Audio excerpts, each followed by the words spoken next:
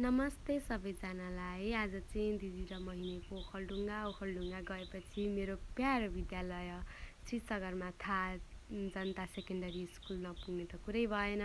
तिमीलाई भूतपूर्व विद्यालय आउँदा कस्तो अनुभव भइरहेको छ सरहरूसँग भेट्दा?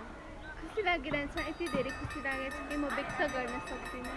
ओ माई गड, अब यहाँ अब लाइन हुन्छ है गाइज। यस्तो राम्रो स्कुललाई, ओ माई गड।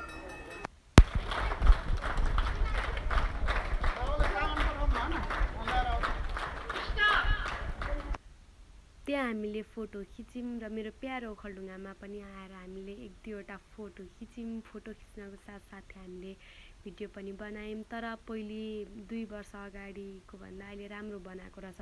त्यहाँ पहिले त्यो मूर्तिहरू बनाएको थिएन, अहिले मूर्तिहरू बनाएर राम्रो बनाएको रहेछ। अनि हामी सानो कामले गएका थियौँ ओखलढुङ्गा, त्यो गर्नको लागि गएको। कति धेरै भिड रह, अनि त्यो भिडमा काम सकेर हामी फेरि सपिङ गरेर हामी फेरि फर्क्यौँ। फर्केपछि हामी चाहिँ रातमाटे झर्ना हेर्न गएको। ओ माई गड, यति हो?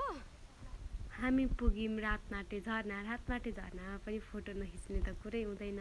तर पानी चाहिँ सानो आएको रहेछ, पानी थिएन त्यतिखेर। अनि हामी घर फर्क्यौँ।